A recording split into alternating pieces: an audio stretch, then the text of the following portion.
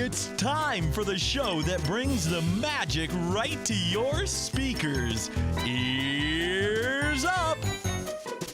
Welcome, everybody. Ears Up Podcast. We are back in the studio, mostly virtually, but, I never leave the studio. I'm basically here all the time. So I'm always here, but we have a good show for you today. We are joined by a fraction of the Supreme Resort.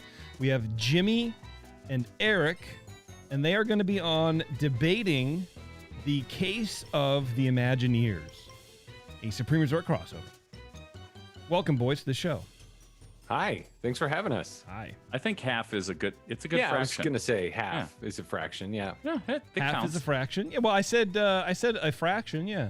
Are you half? Yeah, you were half. That's right. Because you have Dan and you have Christy. That's right. And or guest like Taryn or Bev, perhaps, at some point. Bev's- And Bev, what's up? We've had some good guests we can talk about later. That's true. Me and Terrence, but mainly me. I was guests. the best one. I'm a guest. I don't know. Anyway, This you is guys. kind of an all-star at this point. Two Right. episodes. Wow. Well, he enjoys it. Doo-doo-doo. But we have a good show for you because you guys are going to be debating, and I forget when exactly this came up, but I think this is like a year in the making. But I wanted to find out who the Supreme Imagineer is. Is it Joe Rohde or is it Toby Bannister? Baxter? Oh my gosh. Toby Bannister. Bantha Besker. That's right, Toby Banthamilk. No, it's just Banta milk now. Oh, shit. It's just Baxter milk. I mean, oh, shoot. Yes, the Baxter Milk Podcast. That'd be a good that'd be a weird Tony Baxter fan podcast. But anyway, so Baxter milk. Tony Baxter or Joe Rohde. That sounds awful. Who is the Supreme Imagineer? And we're going to go through that. So this is it's fun for us, number one, because we just like to BS from time to time, quote unquote, on the show. But also it's a nice little window in case anybody hasn't heard your show. This is the format where you guys just jabber jaw and then you get rated. And that's it. So I'm excited to do a little bit of that today. I think that's going to be fun. Terrence's going to join us here in a second. We are Terrence-less again. He has some stuff going on, so he's dealing with his life, and hopefully he's being safe and everyone around him is safe as well. So Terrence, hurry up and come back to the show. Hurry back. Hurry back. I like walking by the Haunted Mansion and I hear my mother. I tell my grandchildren, this was your grandmother. And every time they notice, I give them a pastel chalk. You can find us on social media, Facebook, Twitter, Instagram, Pinterest. You can send feedback to Taryn at earsup-podcast.com. Show suggestions goes to Terrence at earsup-podcast.com. You can say hi to Bev at earsup-podcast.com, and anything else, you send it to me or the form on the website or whatever. That works now, so that's fun for everybody. Eric, speaking of having you on, and I'm going to have you pull double duty, and you're going to talk a little bit about concierge. I almost said coviers.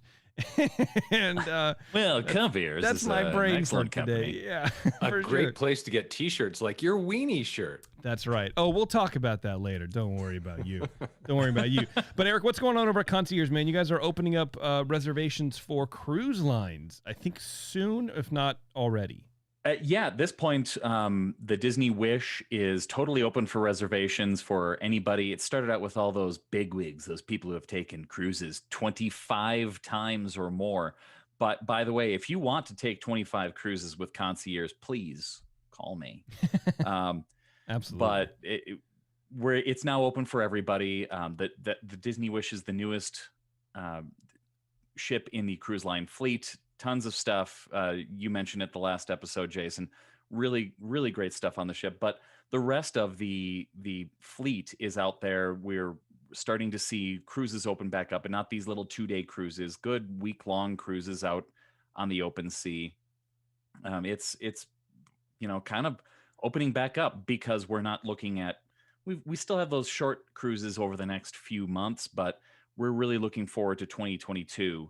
At this point already, people are already booking out thinking, okay, this time next year, we're ready. Let's do it. Let's go on the long cruises. Let's get something good. There are discounts out there. There are new adventures. So give us a call.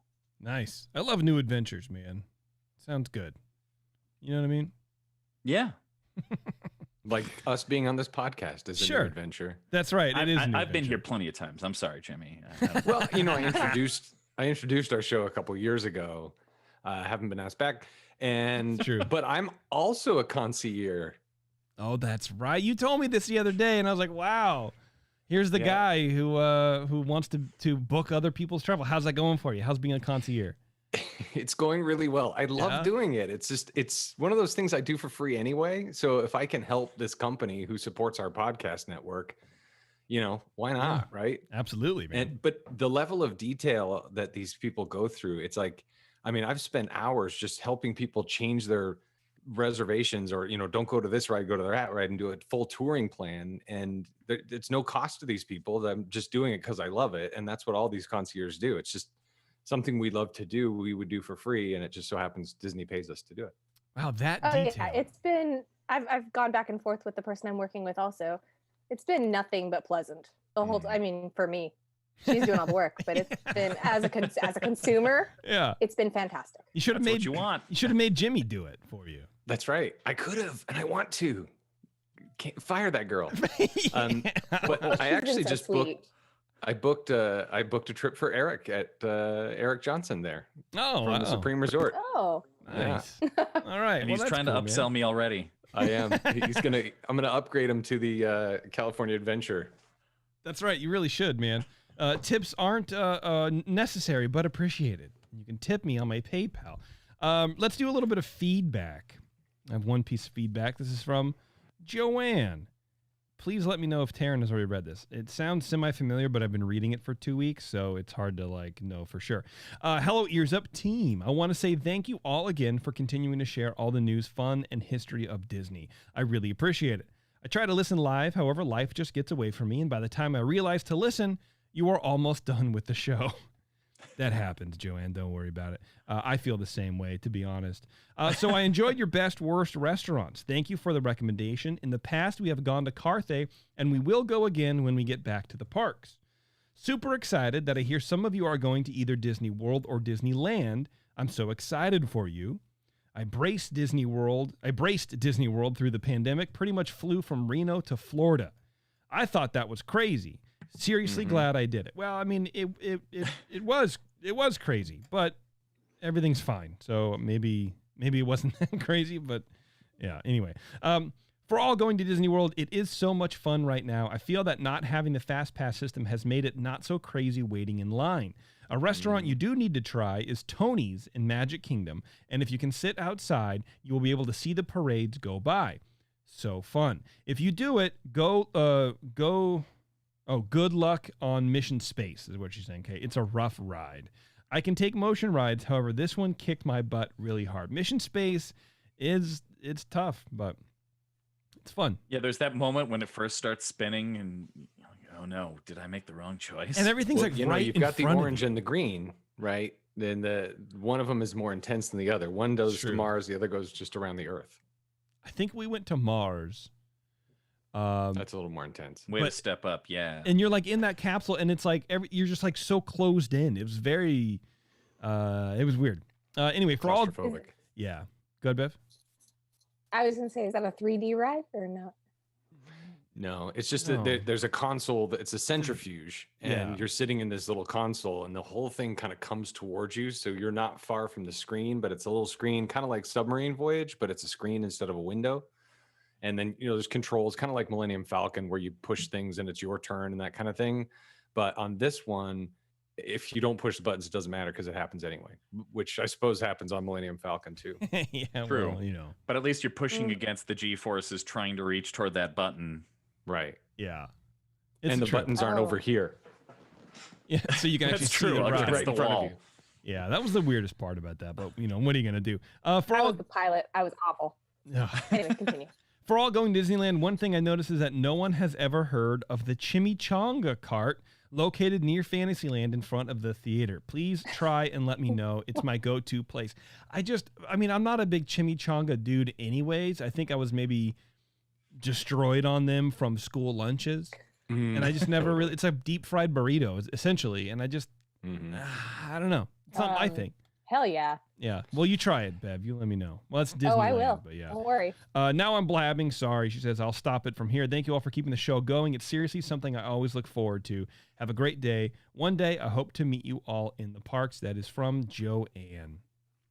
Well, Jason. Thanks, Joanne. Yes, sir. Clearly, Joanne does not listen to the Supreme Resort because we talk about that chimichanga stand often on our show. And a little fun fact you can learn on the Supreme Resort is in front of Tony's Town Square restaurant in Main Street, you'll find in front of the restaurant, which typically tends to be under strollers. There's a little in the concrete. There's a little heart, and in the middle of the heart says "Lady plus Tramp." Oh, nice. Aw. Sounds cool. Here's another email from Nathan. He says, wanted to tell you how much I enjoy the various podcasts. I discovered Ears Up a few weeks ago, and I have been working my way through the back catalog, which always like sends a wave of fear down my spine because it's like, why would you do that to yourself? But I'm that way too with podcasts. We're like, look, I got to wade through all this trash to figure out what's going on. Anyway, he goes, I was hooked when in an early episode you mentioned my favorite beer, Old Chub. I thought to myself, this guy knows what's up. And it's true, I do. I'm a mail carrier, so I can manage about 7 or 8 hours of podcasts per day. Between Ears Up and Supreme Resort, Jimmy, so you just relax a little bit, I have enough content to get me through the worst of the insane forced overtime we're having lately. Best wishes to you and yours, particular regards to Spectro Jeremy. I can't get Alexa to play Spectro Radio for some reason, which just drives Jeremy up the wall. But I appreciate the introduction to the Firehouse 5+2. It's my go-to soundtrack for housework. Play Live 365. That's the trick on Alexa. Yeah, I thought I did that too, and I can't get it to play, but Taryn gets it to play. So, I just have her do it for me. I don't have Alexa, but I did have a mail carrier drive down our street on Memorial Day, and my wife and I said, wow. It's great that they're out there, but my goodness, it is a federal holiday and they're still delivering mail. Forced overtime. Good. Thank you. Yeah. Well, they're getting paid time and a half, probably. Maybe I probably would guess double time at that point. I would do it. I would hope. Hell yeah. Yeah. Yeah, absolutely. Support the show. You go to etsy.com/shop/coveyears. You can buy a bunch of shirts and masks and whatever. And as Jimmy was saying, we do have a new Weenie Castle shirt where if you thought the Churro Castle was cool, just don't look anywhere else. But if you didn't think the Churro Castle shirt was cool, check out the Weenie shirt. It's literally a castle made of hot dogs, and it says Weenie underneath. And it's Jimmy's baby, and he loves it so much. So I'm excited for him. It's the Churro shirt was a game changer for Ears Up. Yeah, basically, yeah. And I know I got people to listen to Ears Up from the Churro shirt. Nice. And we all know in our first episode of the Supreme Resort, where the castles were the subject, we learned that Walt called the castle a weenie, or the Tree of Life is a weenie. He used to have, at the end of the day, he would go home and he would have a hot dog, and his dog would watch him and he would move the hot dog around. And so that was just kind of the focal point. And so the icon of the park is the weenie. So, and since Cinderella the Castle won that first episode, it's the weenie shirt and it's Cinderella Castle. That's right. Yeah. And it says weenie on it. So there you go. You guys can get that now. That just went up yesterday. So it's a brand new shirt. Be the first on your block to buy the weenie shirt. But you could also go to patreon.com/earsup. And that's the 100% best way to support the show. You sign up at any one of the levels and you get a bunch of great stuff. I think I'm going to make all those changes I've been bragging about forever this month. So this June, this will probably be the last official Tiki room, although maybe we'll bring it back here and there. But it'll be the last of the monthly Tiki room, and some other stuff is changing. We've covered already, blah, blah, blah. So there you go. This month, things are mixing up a little bit here, like that.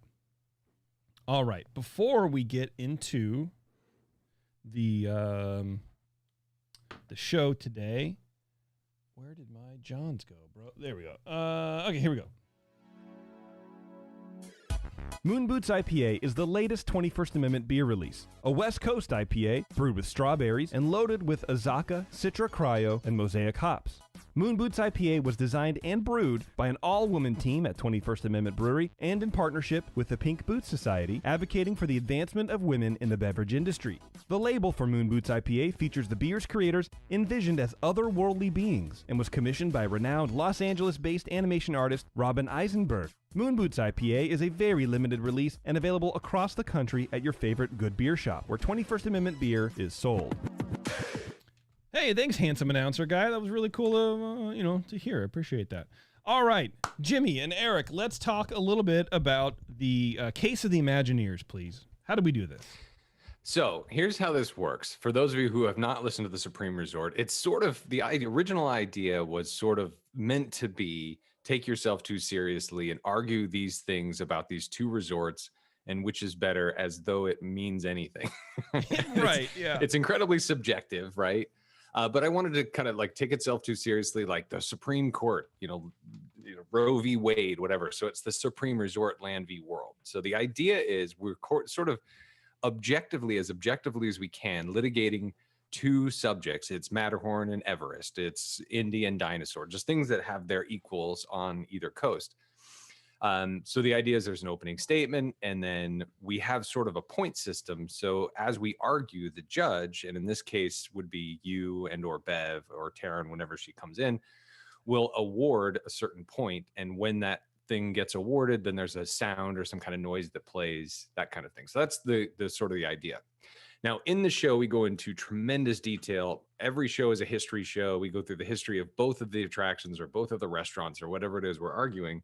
So there's a lot of detail in history. Today, what we're going to do is argue which recently retired Imagineer is supreme. So is it Tony Baxter or is it Joe Rohde, right? One might argue that the ultimate Imagineer is Walt Disney, but that's not the game we're playing today. So Right. This is going to be a sort of an abbreviated version of what we do. If we did this show in doing the research, if we did this show for real, it'd be a 2.5-hour episode easily. So we're going to do an abbreviated version of what we do on our show, on your show, just to get your listeners an idea of what we're about. Sounds good. So Tony Baxter started at Disneyland in 1964, and usually we argue the thing or attraction or whatever that started first, and then the other one counters. So Okay. Tony Baxter started first, Joe Rohde came after. So you're So what we'll presenting do- Tony Baxter.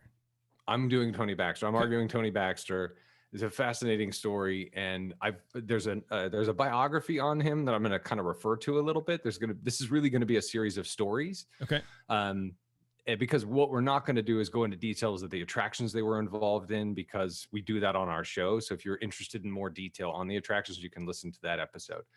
But what we'll do is we'll do a little bit of history of their experience at Disney. Mm-hmm. And then we will sort of review a list of some, not all, of the attractions they worked on. And then Eric and I will argue one particular attraction, and then you guys will decide which is better. Okay. And then we'll go in and talk about the lands they worked on and argue for one particular land. And then you'll decide which is better. That and would then be the we'll, ultimate land, of, right? Like the one Right. that you think represents the height of their Imagineering prowess. Absolutely. Okay. And then each of them Alright. also developed a park. And so we'll argue those parks, and you'll decide. And then we'll do a closing statement, and we'll be out of here. Okay. So our point system, I think it's going to be out of 10 churros. Okay. Okay. So each section fine. will get, 4 out of 10 churros or whatever. And do you have the sounds to play if that person gets a point? I do. Great. So how that works is, are you ready? I'm ready. Oh, I'm ready. All right. baby. How that works, if Tony Baxter wins the point, or the churro for that matter, you will hear this sound. Oh, they weren't labeled that way. So you Oh, got to tell that- me which one. The one that's labeled DLP Is Tony Baxter? is Tony Yeah. Baxter. And Disneyland Paris is the most beautiful of all the parks we've ever done. All right. It's true. Yeah. And if Joe Rohde and Eric are awarded a churro, you'll hear this sound. I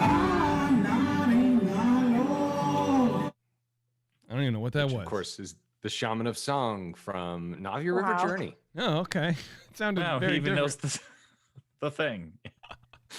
Why I does know a lot Tony of Baxter things. sound just I'm a like knowledgeable sleepy? guy. Tony just sounded really sleepy and weird in his thing. That's just And what he sounds Disneyland like. Paris is the most beautiful of all the parks we've ever done. Wake up, brother! Damn, you're getting No, an that's- interview. That's Tony on crack, Jason. Damn, dude. This is what he sounds like. He's even just worse, just normally. Yeah. All right. He's All right. So enthused. you ready to hear a little bit about Tony Baxter and his life and career at Disney? Sure. Who would say no to that? Again, this is an abbreviated version of the Supreme Resort. Okay. Tony Wayne Baxter was born on February 1st, 1947 in San Clemente, California. Now, he's an Orange County guy. He was born in Orange County. He still lives in Orange County. He lives in Anaheim Hills now. So he started with with Disneyland, but not actually as an employee of Disneyland because he was only 17 at the time, and you can't work at Disneyland until you're 18. So he was hired in at the Carnation ice cream store. So he was working at Carnation, scooping ice cream. And then about a year later, Disney took over operations of Carnation, and then he became an official cast member. So Tony Baxter met Walt Disney officially one time. And there's a story in this book that I want to read for you. So working as the lead one day in 1965 as a scooper at the Carnation ice cream shop on Main Street, Tony, by then a longtime Disney disciple, heard over the park radio that Walt, his hero, was in the park. Tony was told that he was to have all hands on deck and service windows open while Walt was touring the park. Mr. Disney might want to stop by for a snack or some ice cream. In addition to wanting to meet Walt in person, Tony had creative ideas for the park he wanted to share. He anxiously awaited while keeping his crew busy. Walt walked in. Walt walked up to Tony and asked how things were going. Tony says, "I looked him in the eye and was only able to come up with, fine, just fine, Mr. Disney." And all of those ideas and suggestions to make Disneyland a better place stayed inside and couldn't say anything. I feel like that's And a that good sadly- move. What's I that? feel like that's a. Uh-oh. Uh-oh. Well, hang on. We're all right. There we go. That's all right. I good. feel like that's a good thing for him that happened, because nobody wants to be that guy where you just go, "Oh, excuse me, I know I just take the trash out, and but Mr. Buffett, I have some trades you could make that would really nobody wants to be that guy." Right. Sadly, that was the last year of Walt's life, and that is the only time Tony Baxter ever met Walt Disney, and that's the only words he ever spoke to him. Man, if only his idea. Well, never mind. Go ahead. So anyway, then he got promoted to attractions, and Autopia was, of course, his first ride. So he's on Autopia. He worked for 5 years at Disneyland while he went to school. He ended up at Cal State Long Beach before going to Imagineering. He worked on Adventures Through Inner Space. That was the last ride he worked on before he went to Imagineering. Before that, he worked on Submarine Voyage and Matterhorn.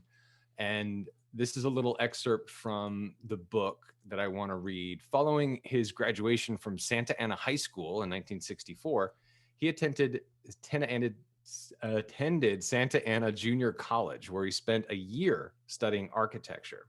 He transferred to Cal Poly Pomona, where he spent 2 years as a landscape architecture student, and finally spent his last 2 years and graduated from Cal State Long Beach, where he studied theater design.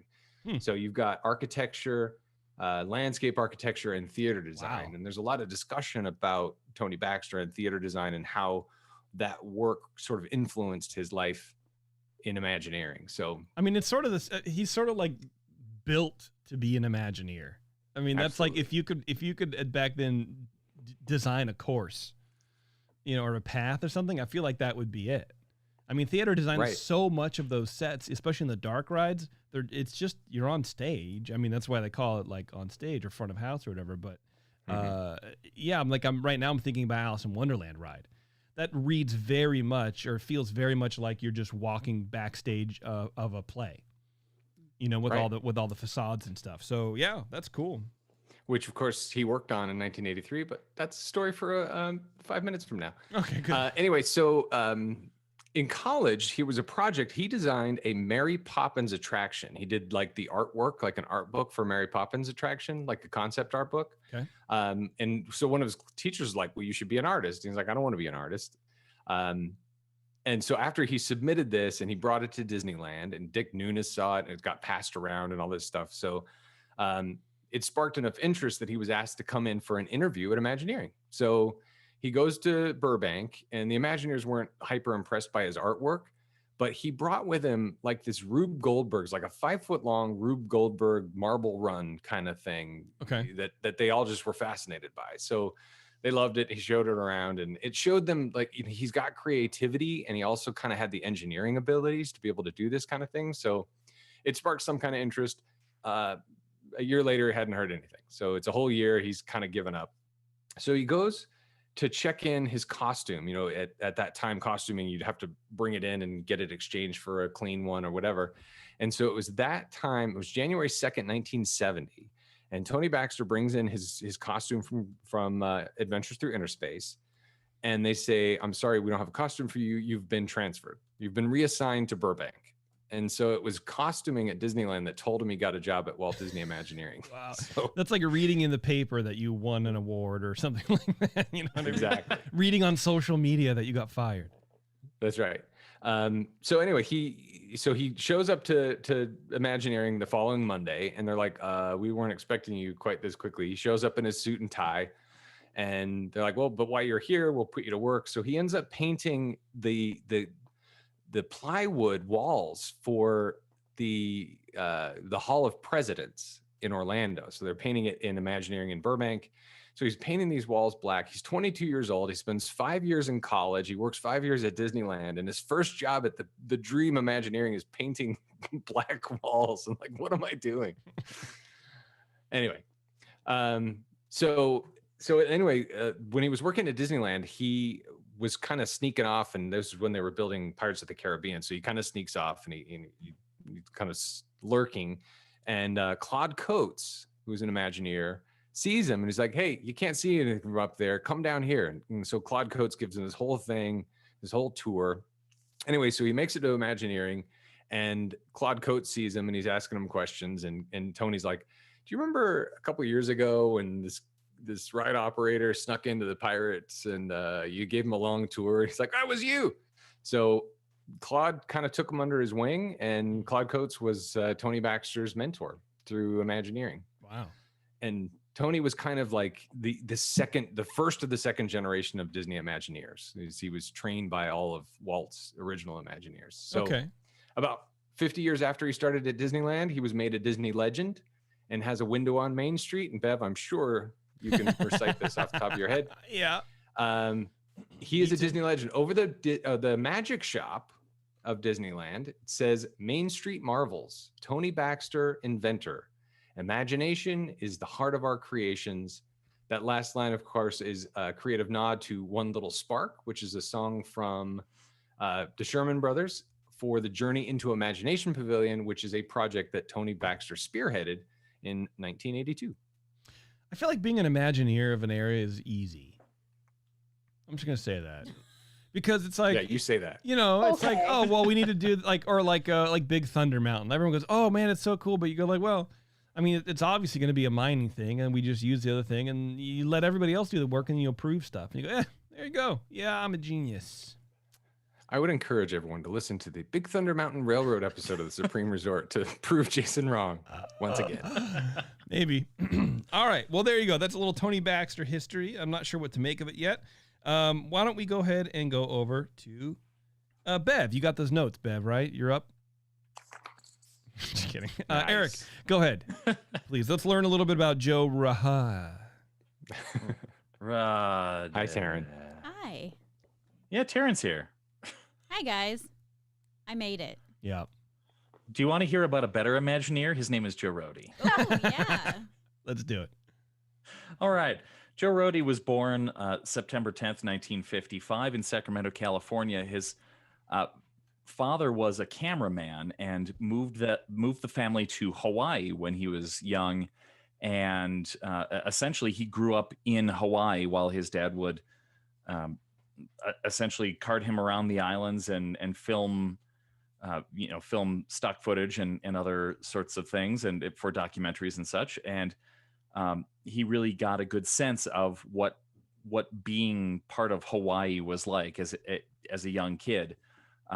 When he got older, his father moved the family back to LA to continue his film career, and Joe ended up getting a bachelor's degree in fine arts from the Occidental College in Los Angeles. He started teaching around the Am I area. saying that right? You probably. I think I'm from Chicago. So Joe started teaching essentially courses at colleges around the area, and he was teaching in the late 70s. He was teaching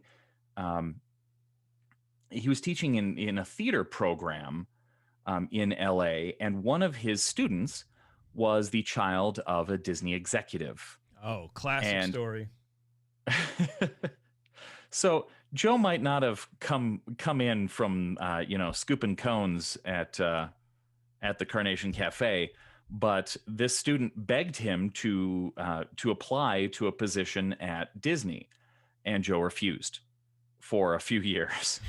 When he finally did go ahead and apply, he got in 1980 during the Epcot project. Okay, love it. Love to hear about it. Yeah, so he came in early on in this, these early days of the Walt Disney World Resort, as they were expanding into the Epcot Center at the time. He came in as a painter and a model builder for the Mexico Pavilion, and then once the park opened up, he moved into the Norway Pavilion that opened up a few years later.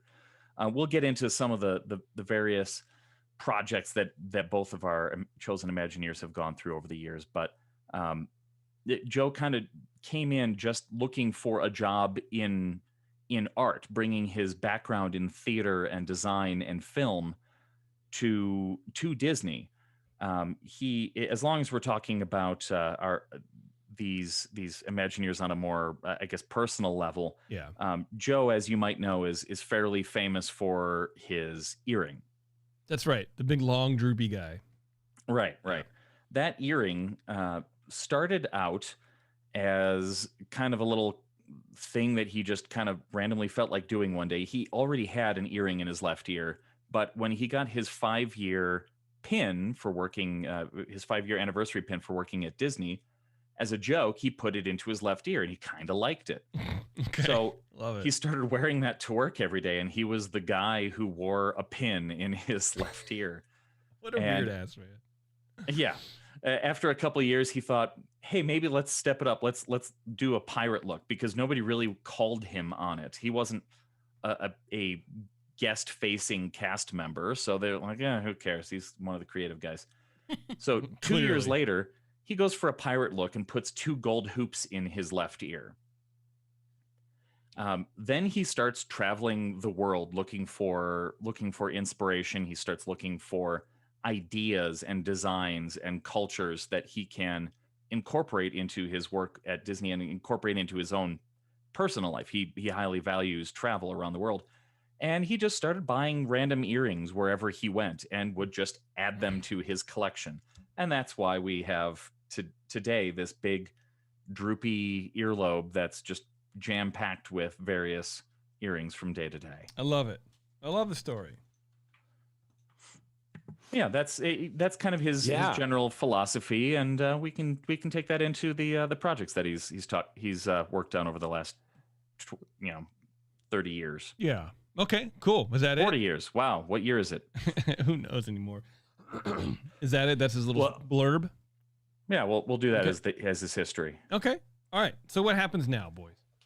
So now we're going to get into some of the attractions. But first of all, Joe Rohde can now be a front-facing cast member because you're allowed to wear earrings, I guess, now, and tattoos. It's true. He's working at SpaceX or whatever. So Virgin Intergalactic. Yeah. And by the way, it's nice to see your face, Jason. I haven't seen that ever. No, thanks, man. It's always hidden by hair, but you can wear that now at Disneyland. You can be a cast member. I love it. So, all right. So Tony Baxter. So Claude Coates is his mentor, and so about a year into his career at Disneyland at Imagineering, they bring him to Disney World to start working on some attractions. So he installs the 20,000 Leagues attraction. He does Snow White's Scary Adventures, which will help him later. But as he became more of a seasoned Imagineer, here are some of, not all of, the attractions that Tony Baxter was the lead Imagineer on. Ever heard of them? Big Thunder Mountain. There's a Big Thunder Mountain in 4 different Magic Kingdom parks around the world. Wow. Journey into Imagination, Star Tours, Splash Mountain, the redo of Autopia in 2000, the Finding Nemo submarines, Star Tours The Adventures Continue, and Indiana Jones. What I would like to pay special attention to is Indiana Jones. Now, when he designed this attraction, and again, I'm not going to go into details of the attraction because you can listen to that episode of the Supreme Resort for painstaking history and detail. But this is after he had come back from designing Disneyland Paris, which we'll get back to later. So now he's like a herald Imagineer in the company. Tony was brought back to California even before Euro Disneyland opened in 1992, and he was asked to work on what was going to be the most exciting and most innovative project he would ever be involved in as Imagineer. So the Indiana Jones Adventure, the Temple of the Forbidden Eye. The attraction was total innovation right from the beginning. It was the furthest thing from a traditional attraction he had ever worked on, and Tony had always felt that traditional rides were totally and predictably governed by what they do. The ride vehicles had to go forward on a fixed track that restricted the movements. For this new attraction, his initial thoughts were to have the riders experience a sense of the ride kind of totally out of control. You know, it's hard to believe you're about to get eaten or destroyed by something or someone if you can see the track bypassing whatever that threat is, you know? Yeah. So you consciously know that you're going to follow the track and survive. Inspired by the 1982 film Raiders of the Lost Ark, the attraction features 1930s vintage-looking vehicles.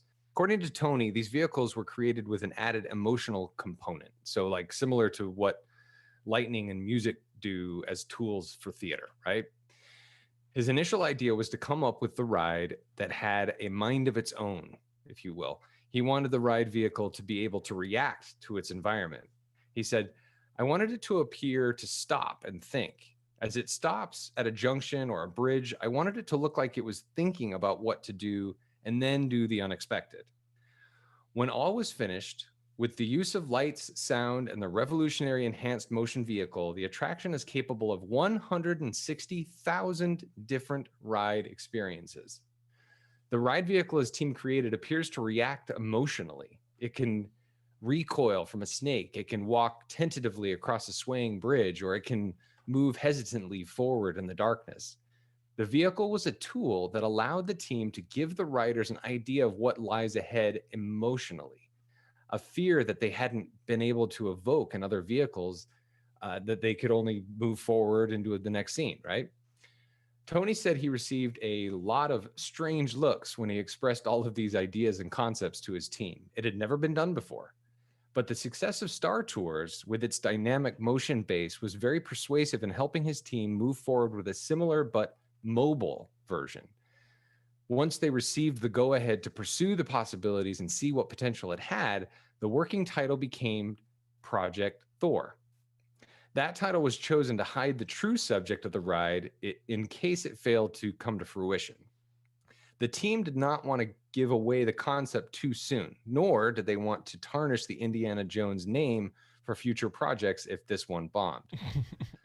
They acquired a small off-the-shelf Doran simulator, the kind often seen in those, like in the malls, you know, bolted onto a flatbed truck, and hooked it up to a computer. They then began programming the various emotional adventures into the simulator, such as the feelings that it was going over a cliff or hitting various objects. Emotional. They set everything adventures. up in a warehouse near Valencia, California, close to Six Flags, Magic Mountain, right? And they began to test. So once the Imagineering team got the testing and the computer programming underway, Tony headed back to Paris to add all the final touches for the spring opening. So Michael Eisner loved this prototype, and this is something we talked about on the Supreme Resort. By the time Tony had come back from the debut of Paris, nearly half the Indiana Jones ride was mocked up, and the warehouse and the programming had advanced much to his satisfaction. Testing of the vehicles was going well, and Michael Eisner wanted to see everything and experience a couple of the mocked up effects. He loved it. And he loved it. With Tony, with such a big smile on his face, said, this is Michael Eisner says, we should create some flyers and go up to Magic Mountain and put them on every car in the parking lot and tell them if they really wanted to experience a great thrill ride, they should come over here. Jeez, get out of here with that. It's true. So Tony considers Indiana Jones' Adventure Temple of the Forbidden Eye as the crowning glory and the apogee of his career. It broke many rules of impossibility at the time. To be able to rewrite convention was very, very exciting for me, he said. The idea for the attraction actually came to him 14 years earlier when he and Skip Lang, art director for the Indiana Jones attraction, went to the premiere of Raiders of the Lost Ark in Pasadena. On their way out of the film, Lang asked Tony a question he was only able to answer many years later. He said, "Can you imagine a ride that could deliver the kind of thrill we just experienced?" Tony said they both went, "Wow." And the question was immediately dismissed because we didn't have the rights to the property. And up to that point, there was no precedent for bringing outside intellectual property into the parks. Plus, the technology to do it did not exist. But he didn't forget. The seed had been planted. Wow. Dramatic pause and That was everything. very dramatic. I thought something was broken. I was like, Oh. wait. My brain Yeah. was broken. It's very late. Okay, so that is the attraction that you're going for? Yes. Is Indy. Okay. All right. Yep. Eric, I guess we're on to Joe Rohde and his attraction. All right. To me. Joe Rohde, as I mentioned, started out his career working for Imagineering at Epcot, helping to design and set the stage for big pavilions like Mexico and Norway. Really kind of big stuff to start cutting your teeth on. But after that, he moved over into an interesting and a role that I wish Terrence was here to hear. Where he was the lead character designer on Captain EO. He created the look of the characters of Captain EO. Wow. Right. He created. He kind of bounced around a little bit. He ended up at Disneyland working on the new Fantasyland project with Tony Baxter. Mhm. He ended up in Disneyland Paris, creating their version of downtown Disney, improving Tony Baxter's vision, as I'm sure Jimmy will get to, the involvement of Joe Rohde in improving his vision. He created a resort, Aulani Resort in Hawaii, based on his experiences growing up in Hawaii amongst those people, and he created quite a lot of Animal Kingdom. He was the lead designer on the park there, and we'll talk about that in a bit. But he also created several rides in the park, and we've kind of covered some of those in the Supreme Resort. We've talked about Kali River Rapids. We've talked about Everest, which is a great attraction. We've also covered Guardians of the Galaxy Mission Breakout in an episode with Terrence on the Supreme Resort, which was a great one. But I'd like to take a step back to one of the earlier projects in Joe Rohde's career, which was the Adventurers Club at Pleasure Island. Okay. Yeah, we don't normally talk about defunct restaurants on the Supreme Resort, but we also don't normally focus an entire episode on an Imagineer, so I figured why not? The Adventurers Club was part of Pleasure Island, which was a portion of what is now Disney Springs. It was an evolution of the downtown Disney area at Walt Disney World, where the Imagineers wanted to create an area that was a little more adult, had a little more nightlife to draw people away from the parks toward something to do in the evening, a place to hang out and have fun. The main story behind Pleasure Island is kind of odd and interesting.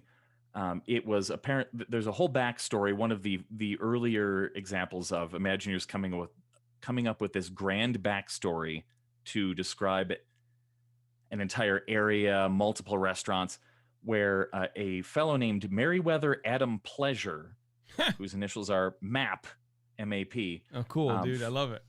Right. Found this island and built an entire built an entire facility there for shipping, and it's a ridiculous backstory. It's fantastic. It's great, but years later, this area became a home for the Society of Explorers and Adventurers, SEA.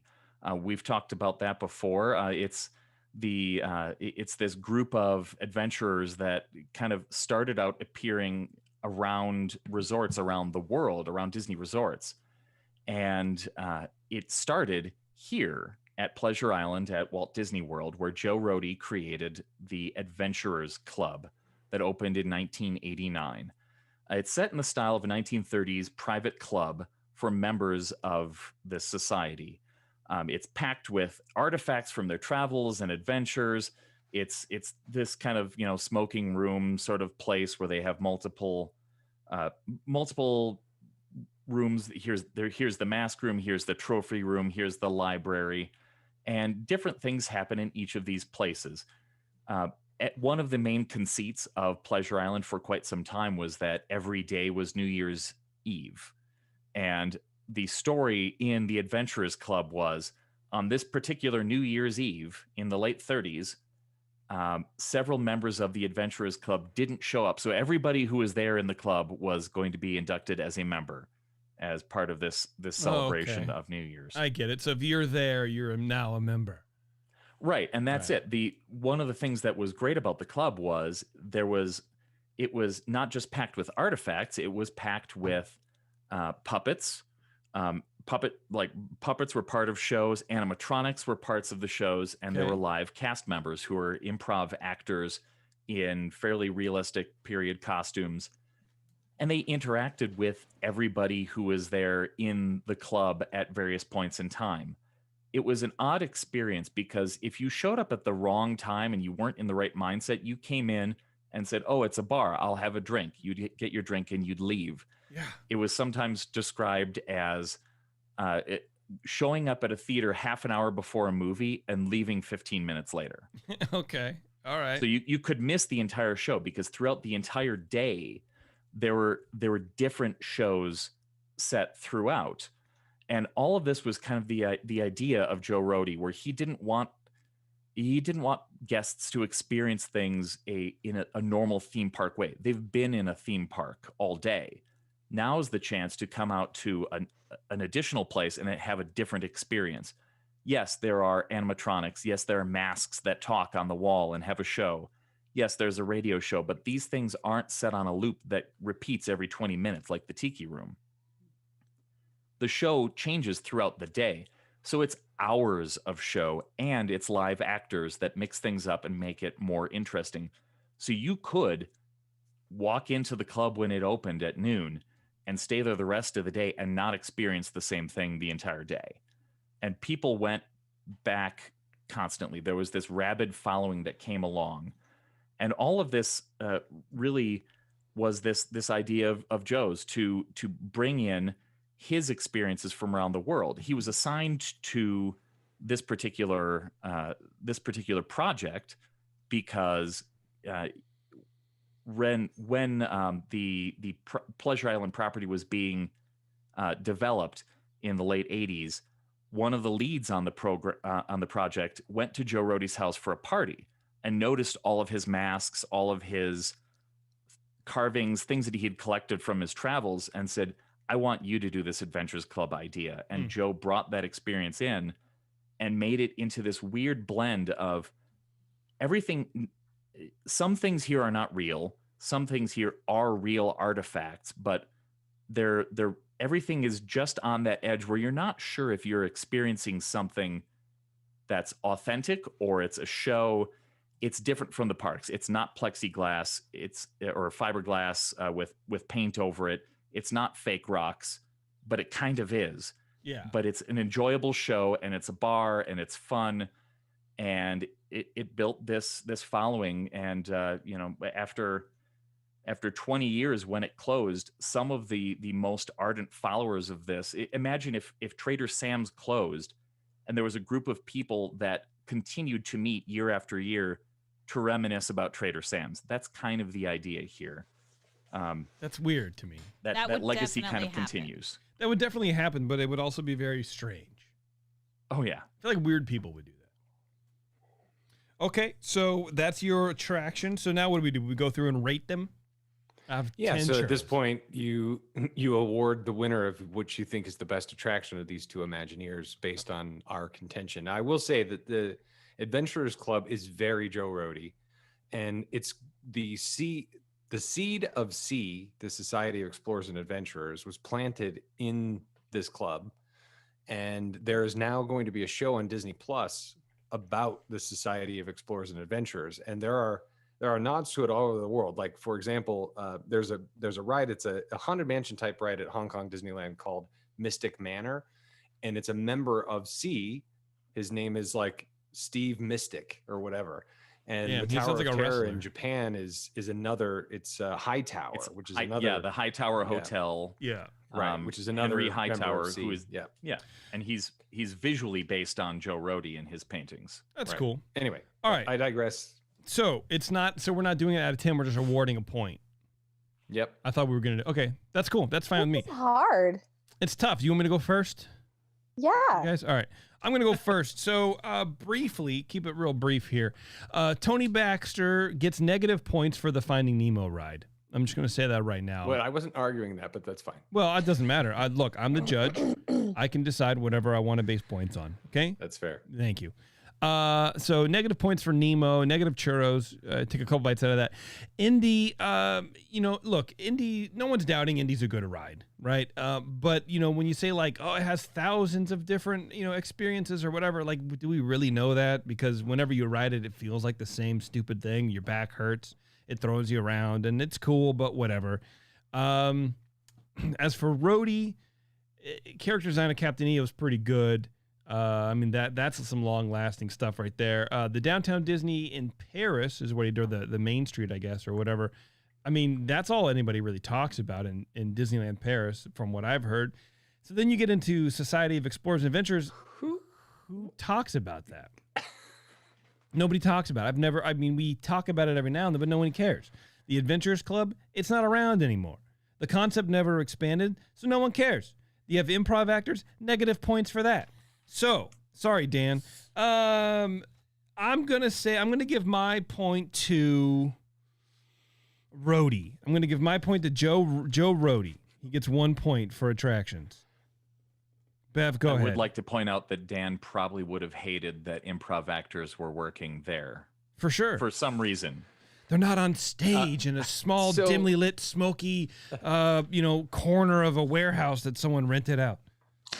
Anybody who ever talks about Disneyland Paris, all I hear about is Disney Village. I don't know. That's not me. It's not me. All right, Bev, go ahead. Okay. So I took notes on everything that you guys were saying. And I have to say, I was giving points just based upon different things that you said, and I'm just tallying them up. I like Smart. that Tony Baxter has this sweat equity factor. I'm going to agree that Nemo is trash and should have just been sunk. Yeah. I'm not going to hold that against him because it wasn't his choice to. I mean, he didn't have the option to eliminate it. Also, Yeah, they wanted to Autopia. save the submarine That's a voyage, whole just for the thing. record. He wanted to save the submarine voyage. And so, like, before you destroy it, let us think about something. They tried to do a Treasure Planet thing, but that movie failed. And so it was Nemo that kind of saved the submarine voyage, for the record. Doesn't matter. But I have to say, Indiana Jones is, in my opinion, fantastic. It's very realistic. I'm honestly scared every time I like that round ball is gonna land on my head one time. Every time. 100%. Yep. I'm gonna get decapitated. Not really and sure that's as how that far would as- work if a boulder landed on you. But Well, that's it's coming towards me, so it would hit me here and True. just like, yeah. All right. right? Go ahead. Yep, for sure. Shut up. That's the sound it would make, too. Yep. It's the sound it would make. It would be like that. Now, as far as, is it Joe Rogan? Rogan. Yep, Joe Rogan. That's it. Seth. It's actually Seth Rogen, He's got a great That's it. podcast. but his nickname is Joe Rhodey. For Joe Rhodey. Yeah. I have a lot of notes here. The problem with this is that other than Captain EO, I just don't know a lot. I've never experienced this. The Adventurers Club to me sounds awesome. The improv actors, I think that'd be hella cool. No. Although I don't need any shut up, Taryn. I don't need any excuse to hang out in bars longer. True. So I'm gonna give my point to Tony Baxter. Wow. We need the sounds, Jason. Oh, that's right. Tony Baxter is remind me which one. Oh, let me guess. Here it is. And Disneyland Paris is the most beautiful of all the parks we've ever done. Yeah, and he meant Disney Village, of course. That's what he was talking about. Yes, designed by Joe Rohde. Yeah. Okay, Taryn. I have a question. Nope, no questions. Are we going to give multiple points for other categories as well? Is that how this works? Yeah, we have 2 other categories. So do we count in the history at all in these points? I mean, if you want to. Whatever you want. So it's Okay. just I was mistaken. It's just 1 point. Yeah, You give 1 churro for the thing, and that's it. for each category. Yeah. Of this. I assumed it was going to be like out of 10, and that's what we had talked about earlier. Okay. But now when we're doing it, apparently I was incorrect. Okay, But I was never corrected. but I have to I want to point that out to I everybody. give a Baxter or a Rohde Yep. 1 point right now. Correct. Based on everything that you guys have said so far. Correct. Sure. Based Okay. on the attraction that they. So see, that's what I'm saying, because it's different if I count this history. So that's why I was asking. Yeah. Yeah, Do we're whatever more you want. going for the attraction at this point because, I Okay. mean, people's history are their history. I mean, they're either interesting or not. I mean, they're either Joe Rohde or they're boring Tony Baxter who worked at Disneyland. I mean, that's kind of what I'm saying. Like, really, like, okay, I won't base it on the history, but I do have to say that the fact that Rohde was able to break the rules about what you're allowed to wear at Disney, and they do actually, they make the people in Imagineering also adhere to that, to those rules. So the fact that he was able to just like throw on this earring and go, yep, that's me, I'm doing this, like that to me is like, whoa. So, but we're not factoring that in. And so Indy, I think it's fascinating that it was like basically a whole new ride vehicle. Like nothing like that had been done before. So I think that's really impressive. For Rohde, for the Adventurous Club, that thing sounds insanely awesome. I love the concept. I wish that I had been able to go there and spend probably $200 in a night. I'm sure you could just go to one of the meetups and have everyone tell you about it. No, I don't want to do that. Doesn't sound cool. But the problem here, and the reason for my point, is that the Adventurous Club doesn't exist. So as good as it may have been, it's not there anymore. And I can't give Rohde the point. The point goes to Baxter. Wow. Unheard of. I went out on a limb with that one. Yeah, You did. we went back and forth. Eric and I were talking about it. It's like, what do you argue for? Because we want to get the story out. The whole point of this thing is we're not really in competition. We just kind of want to make sure we get all the facts out and the story out and share all the detail. But Sure, but the also, other part, that is to say that. the other part is that Captain EO's not there either anymore. Good point. So Neither is Epcot. Well, Burn. Maybe you Oh, should wait. have just argued Epcot. That's still there. Burn. sort of. All right. Mexico and Norway are still there. So now we're going to talk about lands. Yeah, so we're going to Okay. talk about the lands that they did. This is going to be a little shorter. Again, I'm not going to get into the detail of the lands because you can tune into Supreme Resort and get all the history and detail of all the lands. But Tony Baxter, of course, did the redesign for the late '90s Tomorrowland, which is largely based on his steampunk Jules Verne, what might have been future that he did at Discoveryland at Disneyland Paris. And then, he did the redesign at Disneyland in 1983. So he was working at Epcot at the time doing Journey in Imagination and that sort of thing. But they asked him to come back and be the creative lead for the new Fantasyland. Now, this is like hallowed ground. This is this is the heart of Disneyland, right? And so it was the thing that Walt had originally built. They haven't touched it since 1955, largely. So Tony says, I remember looking around one day after the bulldozer leveled several of the original buildings, wondering if we really should be doing this and what have we done? However, Tony had nothing to worry about. What he and his team created was a new fantasy land that received rare reviews from even the most diehard Disney fans. Walt's animated films and characters had first come to life in Fantasyland. Tony knew this was precious, hallowed space, and great care was taken. Fantasyland's prime had come and gone, and the buildings and the attractions had all seen better days. They were like inches of paint because they just kept painting over these flats over and over again. The facades were all replaced. The King Arthur carousel was moved back further from the castle. It used to be right there at the entrance of the castle. They moved it back to give the entrance area more space. It was a bottleneck when it was first opened in 55. And all of the dark rides were expanded in track length by at least 25%. In addition, a new attraction, Pinocchio's Daring Journey, replaced the Fantasyland Theater. The renovation of the area gave Tony the opportunity to make adjustments to Alice in Wonderland Dark Ride. We love Alice in Wonderland and anybody named Alice. He says, I always thought it was a ride that was more popular with young girls. While the other rides in the area were mostly inside and hidden from view, about half of this one was outside, where everyone could see who's riding it.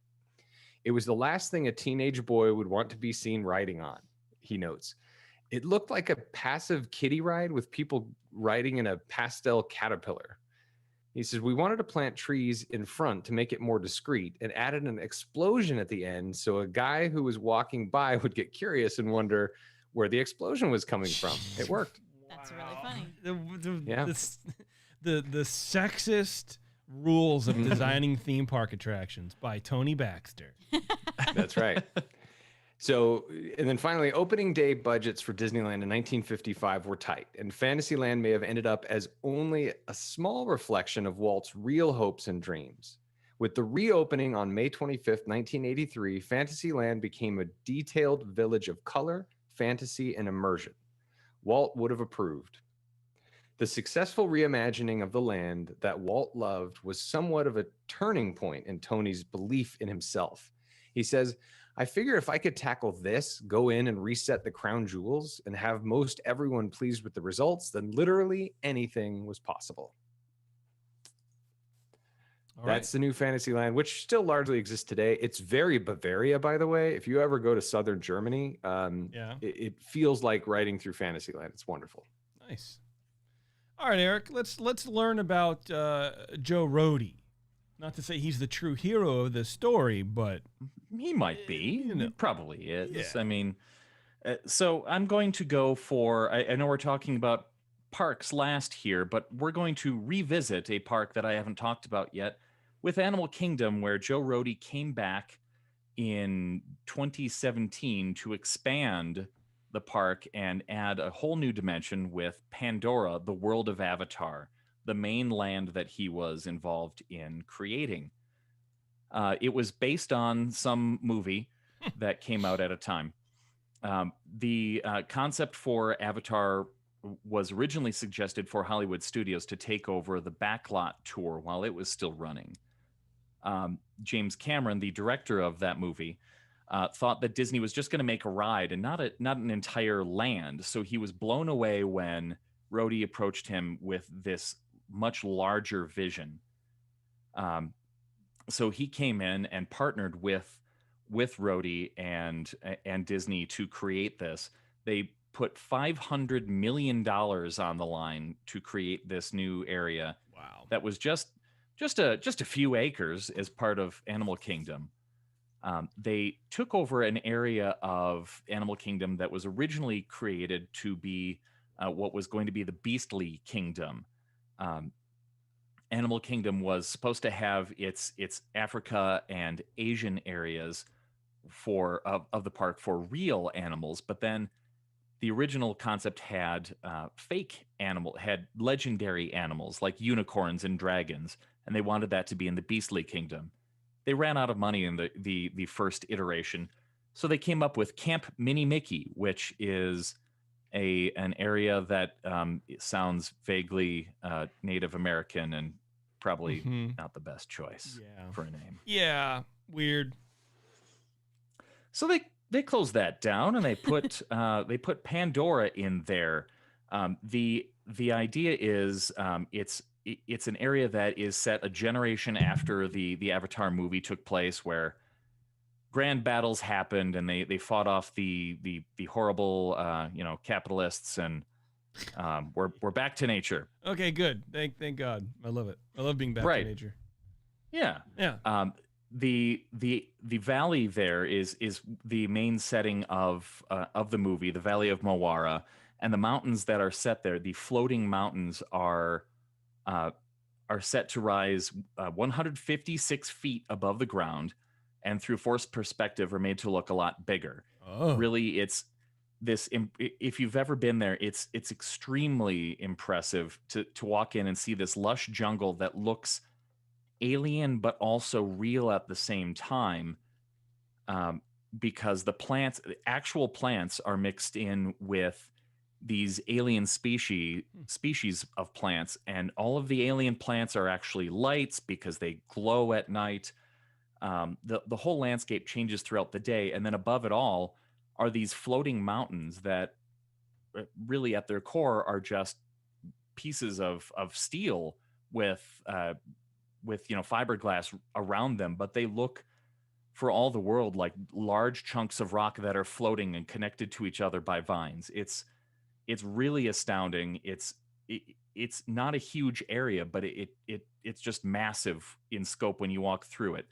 Walking into the land, you feel as though you're entering a different world. The soundscape changes as you start to go through, and there's enough space in between where you're leaving one portion of Animal Kingdom, the sound sort of deadens a little bit and then comes back with insect sort of sounds, but they're different from usual.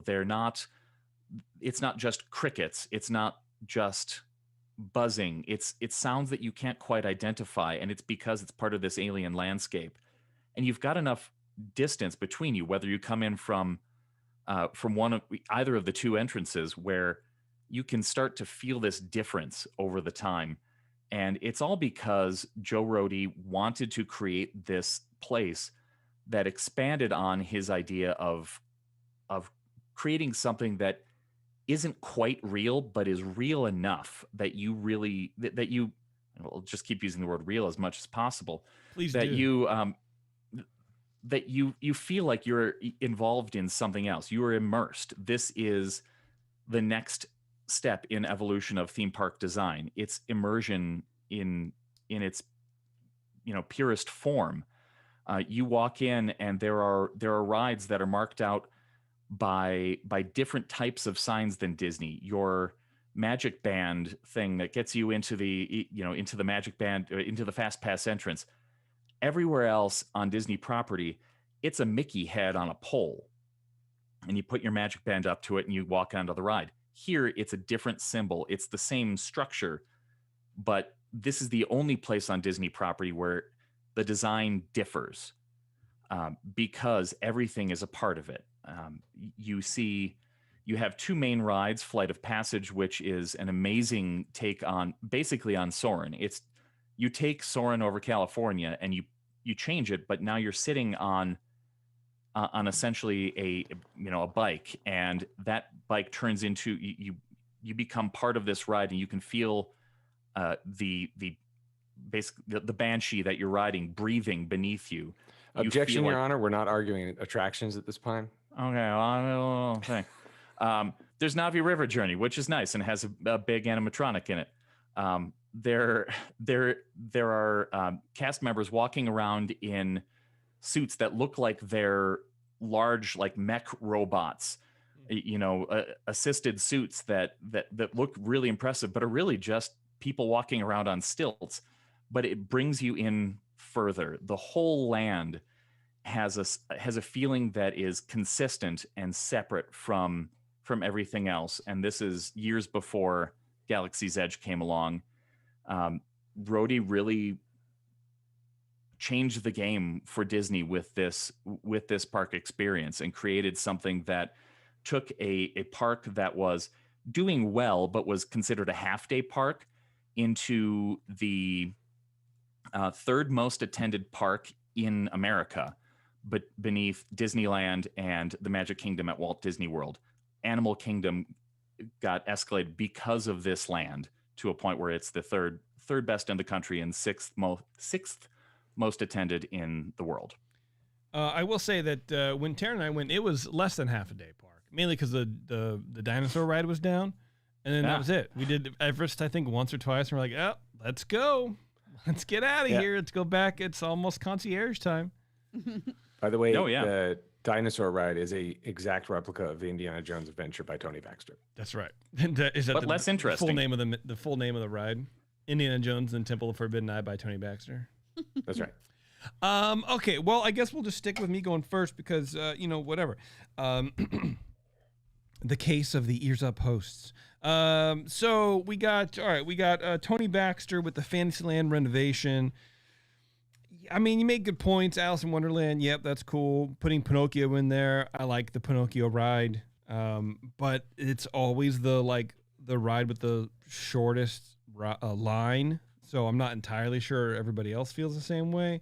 I will say that there's a lot of pressure shifting all of that Fantasyland stuff and doing that whole renovation. It's classic Disneyland. It's like the what you think of after you think of the park, you're pretty much thinking of Fantasyland. It's very very much a focal point on the backside of the castle for that park. So I can imagine it's very stressful, and he did a really good job. And let's not even talk about Kim Irvine ruining it all, but that's fine. It does feel like sort of like you're just buffing the silverware, and darning the socks instead of replacing it. I don't know. He did a good job, I guess. Joe Rohde took an entire park and sort of turned it around with Pandora Land. That's creating something new for the most part and really truly innovating on a lot of stuff. I'm going Joe Rohde. Play the stand. Bev, go ahead. Okay. So Fantasyland is actually my favorite land in Disneyland. It's what I think of. Like he said, you think of Disneyland, you think of Fantasyland. My favorite ride is in Fantasyland. I have seen photos of the original Fantasyland, and I do think he did an excellent job as far as what it is today versus what it was. That being said, Pandora's real cool, man. Man. I have to speak quietly because I don't know where my daughter is, but that is one of the main things I'm looking forward to. I don't do ride throughs because I think they're stupid. I've watched both of them. I've done a walkthrough through the land. So I hate to say that I agree with Jason, but what? I do. And Rohde gets my point. Joe, baby, let's go. All right, Taryn, let's see if you can, if you're going to break this up or complete the trifecta of correct hosts on this show. Well, I do think that taking the most well-known, the most visible, the thing that you think of when you think of Disneyland, which is Fantasyland, and being responsible for changing that is such a huge undertaking, and to be successful at it, which I believe that Baxter was, is incredibly impressive. Correct. I agree with you. That said, and honestly, this was really hard for me because I was all about Baxter because of that. I'll just go ahead and write Joe down for you, and you can continue on. And my reason for going for Joe Rohde, which I am giving him my churro, the reason, and this may be stupid, but Gross. just the level of immersion in that land is so incredible. And what really got me, which I didn't know until you said it, Eric, was that the Magic Band stand is different. And to me, that is not a decision that is taken lightly. I have a feeling it went past 1,000 people, and all the marketing people are like, no, it has to be a Mickey. And it got changed to not being a Mickey. And to me, that level of immersion in a new land is huge. And then what really solidified my point was that he really did change Animal Kingdom into something that you actually want to go to. And to your point, Taryn, and another thing to that end is that when you go to the gift shop, you go to Disney World, Disneyland, everything piece of merchandise says Disney Parks, right? All of them. Mhm. But you go to that store, nothing says Disney Parks. Mm. It's all, feels custom, and it's very unique, kind of similar to Star Wars Land, but yeah, Oh, it's yeah, pretty definitely. innovative. So, That's cool. yep, Joe already gets my churro. All right, Jimmy, let's take this thing home with the parks. Yep. And then we'll do closing statements. So I'm going to argue that Disneyland Paris is the supreme Imagineer park of these two. During the late 80s and 90s, Tony led the creative charge on what has become Europe's largest, most traveled attraction. It is the #1 tourist attraction in all of Europe. Today, more people go to Disneyland Paris than the Eiffel Tower. So there's a new COO at the time, Mickey Steinberg, and he said, so Tony saw everything creative with regard to this park and the Disneyland Hotel, which is the first hotel on Disney property that is in a theme park. So the Disneyland Hotel you have to walk through it in order to get into Disneyland Paris.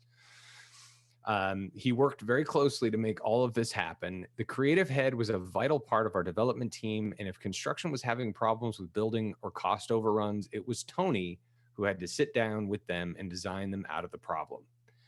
So Tony had a really good time. It's, one thing that he really did is he had to understand and make the storytelling of each land so that it fit and felt comfortable for Europeans. He had to understand and adapt to the local culture while creating the stories within the park.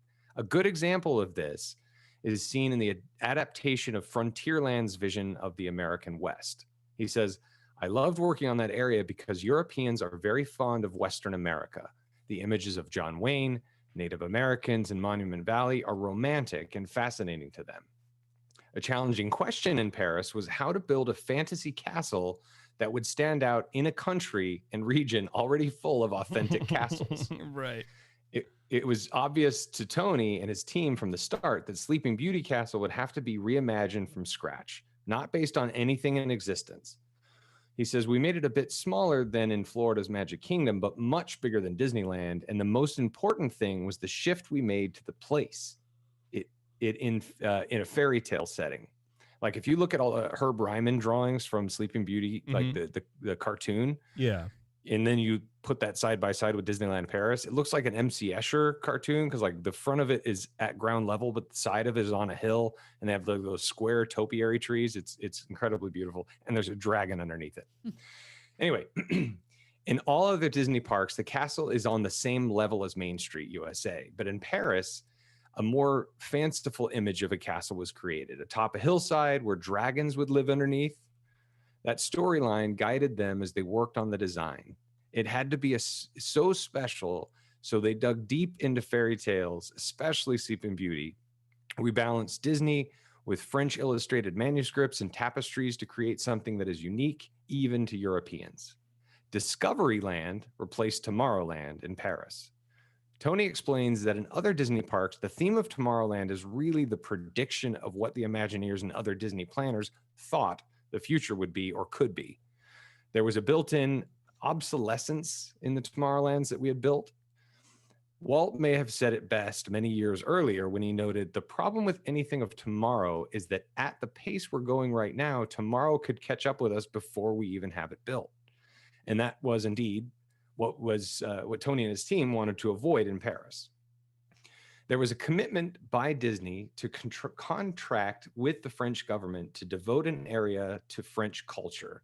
And the team figured Discoveryland would be the perfect area in which to fulfill the obligation. Also, they thought an American industrial tomorrow, as depicted in Anaheim and Orlando, would be regarded with some suspicion, right? So the more fanciful Discoveryland also needed to be strong enough to withstand the critiques of naysayers who would proclaim that it isn't a realistic future. Tony's answer to the naysayers, "It isn't intended to be realistic. It celebrates the dreams of the future, and dreams fuel the real future." He would face the same criticism and challenges in 1998 when he was tagged to lead the creative team to update Tomorrowland at Disneyland, which, like I mentioned before, is basically the same idea. The infusion of European culture was done in several ways in Discoveryland. The image of Space Mountain is directly from Jules Verne's story From the Earth to the Moon. The original Discovery Mountain was called From the Earth to the Moon. You actually get, it's a launch coaster, and it goes upside down 3 times, and it's awesome. And the Orbitron's futuristic and artistic facade could easily be the work of Leonardo da Vinci, with a little H.G. Wells thrown in. Those are the type of visionaries that inspired the whole world to go into space. It was a natural fit. Design director Tim Delaney infused his own style on top of this to lessen the vintage look and made the design somewhat immune to obsolescence. It celebrated past visions of the future with a sophisticated nod toward European visionaries. So that's Disneyland Paris. I worked there, and I worked in the Discoveryland area, and I worked in a California themed event, which was in Discoveryland. And there were a bunch of French people hired with blonde hair, and they didn't speak English. And Hell I yeah. did. Oh, It was that a must have been story for cool. another time. Yeah. But it's an incredible park. There's an off-the-shelf Indiana Jones ride. It's an off-the-shelf, roller coaster that they kind of shoehorned as Indiana Jones. The Phantom Manor is their version of Haunted Mansion. It is legit frightening. There is a drooling dog, and when you exit the mansion and go into the graveyard, you go into the graveyard, then you go underneath the graveyard, and you see all the bones and skeletons of rotting corpses. There's a bride throughout who is searching for her husband who was killed by the Phantom who runs the house. And she's searching through the house for her husband and gets older and older again until she finally ends up dead on a pile of spikes. That's Phantom Manor. Nice. It's frightening. Yeah. But yeah, Vincent anyway, Price is there. Vincent Vincent Price Price, is that's in right, that, right? yeah. That's right. Before, that was one of the last things he did before he died. And the Thunder Mountain is encompassed on the island. There's no Tom Sawyer's Island. It's all Thunder Mountain. You load on one side of the river, you go underneath it, and then as you leave the ride, as you come back under the tunnel, under the river, there's an explosion. It's an incredible park, best Cool. Magic Kingdom resort in the world. Love it. All right, Eric. Well, Your I thought turn. we weren't talking about attractions. but Well, we okay. weren't, but it's okay. if Somebody Jimmy set does it, precedents, but apparently. that's fine. Joe Rohde was the lead designer on Disney's Animal Kingdom that opened in 1998. At 580 acres, which is nearly 1,000 White Houses, it's the largest Disney park. Cheater. And it's accredited by the Association of Zoos and Aquariums and the World Association of Zoos and Aquariums. They're different associations. And as we've discussed on the Supreme Resort, sometimes size does matter.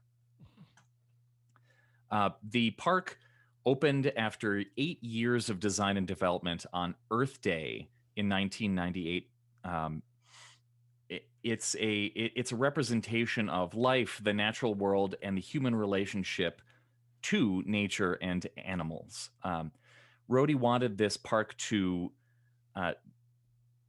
really embrace realism, even though all other Disney parks had been fantasy at that point. He wanted to go for a real world experience in a safe environment. He wanted to bring some of his globe-trotting adventures into Orlando, and many of the other Imagineers that worked with him didn't think it was going to work. I mean, after all, we had the Jungle Cruise, where Walt famously wanted to put real animals in there and then finally said, yeah, maybe not. Let's put robots in there. So now we have a park that's essentially a giant zoo, according to a lot of people. Joe famously pitched his idea for this park right after MGM Studios opened in 1989.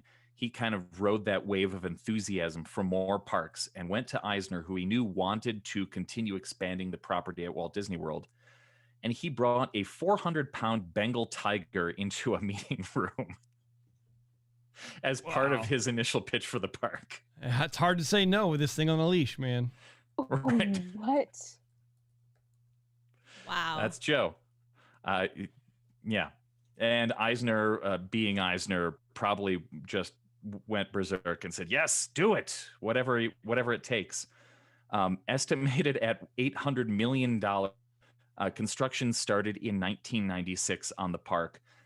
Designers had been traveling around the world, around Africa and Asia, to study different environments and study animals so that they could come back and create these realistic landscapes in their park. They brought back grasses and plants and trees from these continents to put into the Florida soil, and worked with really. I mean, you've all heard of Bill Evans, one of the big designers at Disneyland, who helped create the landscape of Disneyland, including the Jungle Cruise that eventually became actual. It's certified as an actual jungle. One of Bill Evans' proteges is the person who kind of propelled Animal Kingdom forward with this realistic look of actual plants from other continents. Instead of just planting orange trees upside down with their roots sticking out to look like cool foreign trees, they actually brought in plants from other continents. They had to spread 400 million cubic yards of dirt into swamp, into just barren swamp on the property, to create land that could sustain these plants. They brought in over 1,500 hand-carved and painted figures from Balinesian, but from artisans in Bali. I don't know the right word for that. Artisans from Bali that Joe Rohde had met. He really was taken by some of the designs that he found in Nepal, but realized there weren't enough artisans in Nepal to do this. So he went to other people that he knew in another country and had them kind of work on some of these details. Everything around the park is aged in a way that might not necessarily meet with Walt's idea of everything has to be pristine at all times, but it feels real. There are clusters of telephone lines and power lines running through an African village that look like it's a bunch of stuff that we're trying to modernize. Just keep throwing junk in there. Let's keep building on a crumbling infrastructure. Right. You have signs and stickers all over the place. I love looking at all of the signs around Asia, and just warnings about things and advertisements for fake things and places. There are stories behind everything. There are attractions. There are walk-through experiences that are more immersive than any zoo. There is the massively ambitious Kilimanjaro Safari, where you spend more than half an hour riding through different areas and looking at animals that actually are walking around your vehicle. You probably shouldn't, but you could reach out and pet a rhino as you're driving down. It's as close to going on an actual safari as you're going to get in a Disney park. True. The park is designed around, like I've mentioned, an African area, an Asian area. There's Rafiki's Planet Watch that sort of advances this message of conservation, and also has a petting zoo and lots of nice things for kids to do around the park. There's Dinoland USA, which is an odd addition that some people say looks like they just paved over a parking lot, but that was by design. They wanted to create an area that looked like a roadside attraction from the 50s. It's hot trash. It's not great, but they tried. There's Discovery Island, where we have the weenie of the park, which is the Tree of Life, an artificial baobab tree that took 18 months to build. They used, if you watch the Imagineering story, they used an oil rig as the structure for this tree. Wow. And built a tree around it, and then carved 325 animals that range from existing animals to extinct animals. One of the gorillas on the tree is actually based on pictures of one of Jane Goodall's gorillas, and they did that after she visited the park and was impressed with what they had done. So they did that as a tribute to her and her work. Nice. The entire space is really incredible. It might be the hottest Disney park on the planet. But it really is an impressive place that makes you feel like you have completely left where you started. You started out in a swamp in Florida, and now you are in other lands around the world and on another planet. It's really a marvel, and Joe Rohde had this vision in the late 80s. Okay. So real quick, Very Jason, good. before you go, I don't Yes, want Jeremy. to, I certainly don't want to buttress Eric's argument, because I think Disneyland Paris is the best theme park on the planet. But a couple Joe of Rohde points of improved it. note, just to give you an idea of scale, the Kilimanjaro Safaris attraction, you could take all of Disneyland and Downtown Disney and put it into that ride. That's how Mhm. big that thing is. That's crazy. And then originally, people are, it's a zoo, right? And so people are kind of turned off by it. And some of their marketing brochures, like on the pamphlets you got when you walked into the park, there's a lot of African inspiration and that kind of thing, because it's one of the lands. Yep. The word at the top of the pamphlet said NATAZU, not Azu. That's funny. Funny. Yeah. Anyway, go ahead, Jason. Okay, so parks. Disneyland Paris, what I got out of that whole thing was that he was just placating the Europeans, which I find highly annoying. If you're going to build a friggin' American theme park, let's go. It feels like what happened with California Adventure. It's like, oh, you're a park in California, let's make it California centric. The Animal Kingdom, I think that's cool, and we did have a good time, and it's very detailed, and Joe Rohde did bring a lot of those artifacts, like from the Everest thing or whatever. He picked those out from his tours and journeys and whatever, and that's really cool. However, it wasn't very popular. It was a half-day park until he had to fix it with Pandora World. So there's sort of pluses and minuses everywhere. I think I might have to go with Tony Baxter for Disneyland Paris on this last one, only because it is super popular. Animal Kingdom, it was fine. When we went, it was fine. It was before Pandora World, anytime anyone was going, I'm going to Disney World, you could just park hop with the day you're going to go to Animal Kingdom. Definitely. That's my take on it. What are you going to do? Bev, you're up. Peeing.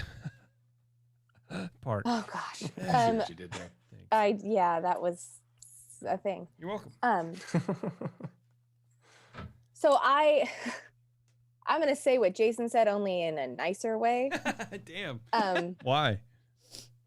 Well, because I don't think that it was, or that Disneyland Paris was pandered to. I don't think they were pandering to the Europeans. I think, as opposed to what they did in California, which was absolutely terrible, I think that they took into consideration a place that has a lot of history and tried to incorporate that history and make it not suck. Of course. Yeah. I was just kidding. Mostly. That being said, Animal Kingdom, I just think that with the level of authenticity that went into it, you kind of just have to, I personally I'm leaning that way. Like the way the carvings and the signs and the backstory and the warnings, like that just all sounds very Disney. Like Okay. It sounds very immersive, and I like that. And So you're Joe that's Rohde. why Joe Rohde gets my point. All right. Not to negate anything you're saying, Bev, but your point about Disneyland Paris is it's difficult to build a castle when there's one down the street. Exactly. Yeah, for sure. I agree. Yeah, exactly. All right, Taryn, you're up, dude. This is hard because I almost don't want to give anyone points. No offense. I think you guys both did a great job, but it's hard. Disneyland Paris, I think it's very cool that more people go to Disneyland Paris than the Eiffel Tower. However, there's not any competition nearby. So, I mean, the Eiffel Tower, you go up and you go down and you're done. right. And so Boring. anyone with kids is going to go to Disneyland Paris. I like, okay, the castle sounds very cool and very different. However, what they could have done to incorporate more Disney and less Europe is make it the Beast's castle. Like, to me, It was that built before the Beauty and the Beast was a thing. Oh, it was? Yeah. Well, so It's- was Sleeping Beauty Castle. That's a good point. Oh, that is a good point. You know, stand corrected. Go ahead. So I feel like that could have been changed or maybe not changed, but that would have been cool, but I didn't know that. So, Animal Kingdom, I think it's I like that he wanted it to have a real feel. My favorite part of that whole thing is that he brought a Bengal tiger to the meeting with Eisner, and that very nearly solidified my point. Because that's a lot of cojones right there. But I'm giving it to Disneyland Paris. I'm giving it to Tony Baxter because I think that's a really big undertaking. I think it was mildly successful at the beginning and is now more successful now. And I really like that there's a dragon under the castle. It's incredible. It is amazing. So I think Tony Baxter gets that, right? And Disneyland Paris is the most beautiful of all the parks we've ever done. All right. So that was 2 for Rhodey, 1 for Baxter, right? No, you gave, anyway, it doesn't matter. Yeah, it's 2 for Tony, 1 So for I would Joe like to Rhodey. finish this out, Jason, and we've gone longer than I promised you we'd go. But Yes. I just want to, We have. this is a short version of this, Supreme Resort. I know.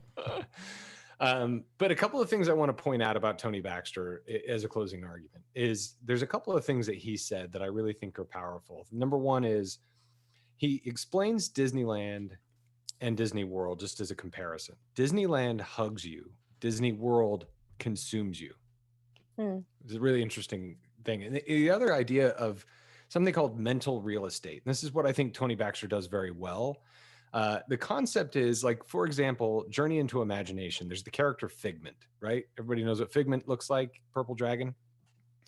Figment is a perfect example of what his favorite topics about mental real estate. Mental real estate is described by sharing the examples he points out. When you think about the word pirates today, you think of Disney's Pirates of the Caribbean, the movies and the rides. When you think about mermaids, you think of Little Mermaid. The word pirates and mermaids have existed for hundreds of years, but Disney established them in memorable ways with iconic imagery that defines them ever more. Likewise, the words space and mountain used together have come to mean something totally Disney. Indiana Jones is another brand that has developed strong mental real estate. George Lucas literally owns the two names when used together. One is a state, the other one's a person's last name. Lucas brought these two free words together to create mental real estate. Companies and people want to be associated with tried and true mental real estate, which can often be developed as a brand. We could have used the words Kentucky Buck instead of paying for the use of Indiana Jones, but the name is so iconic and so identifiable with bold archaeologists that we would have been crazy to try to do a knockoff.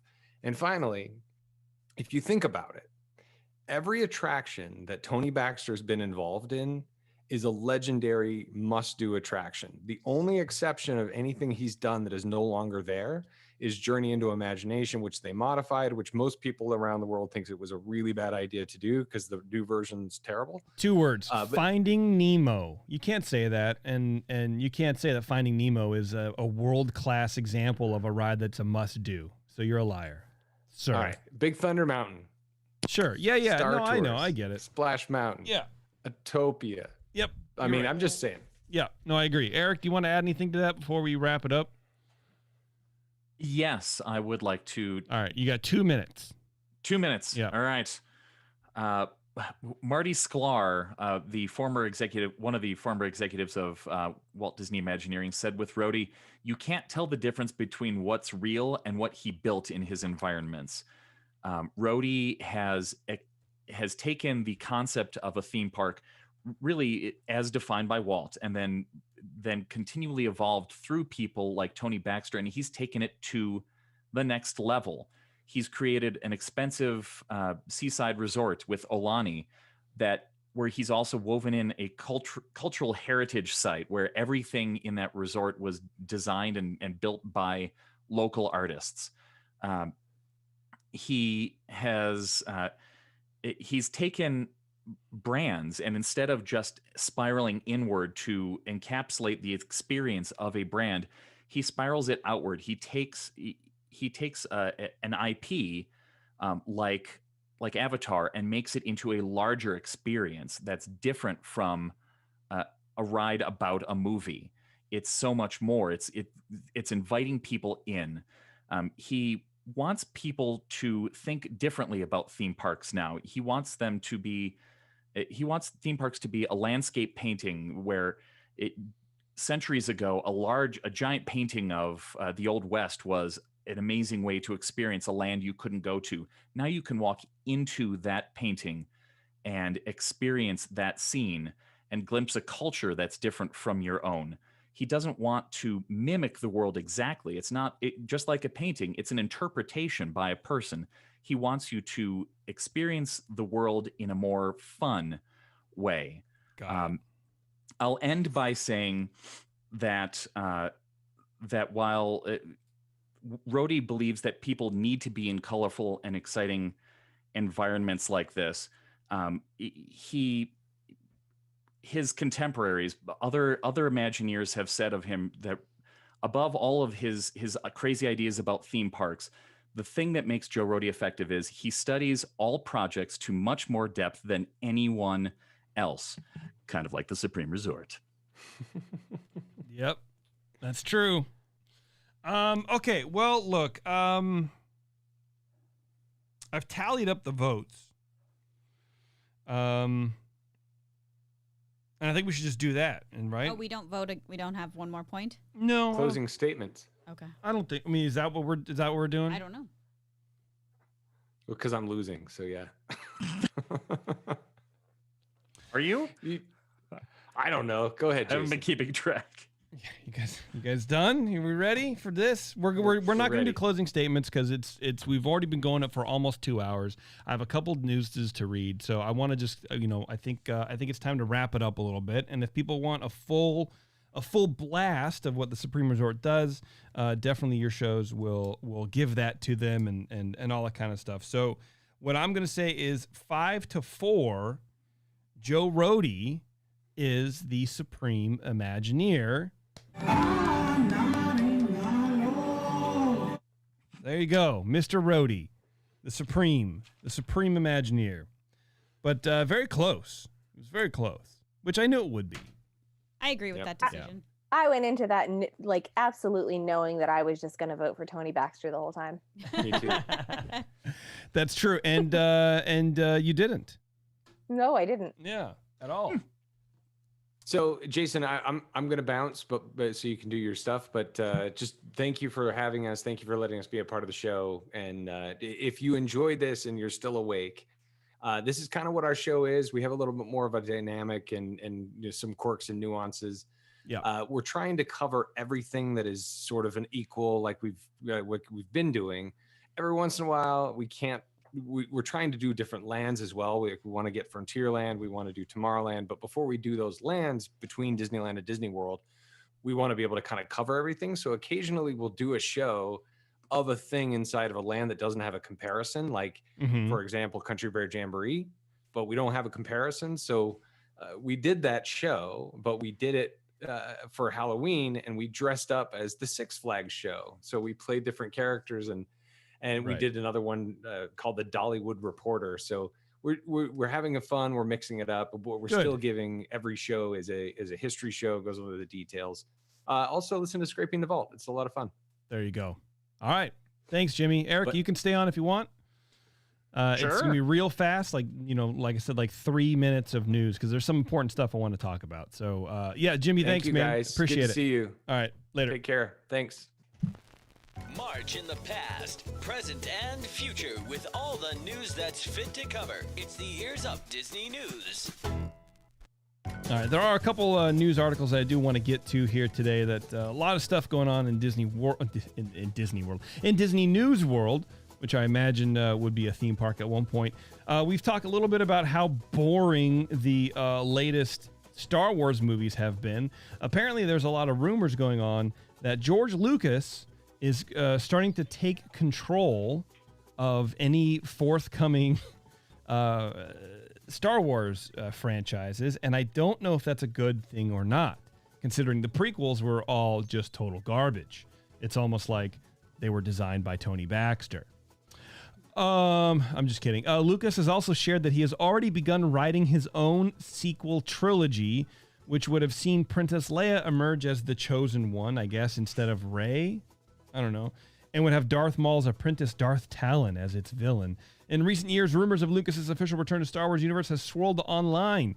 These intensified after he was seen on the set of Jon Favreau's Disney Plus series The Mandalorian.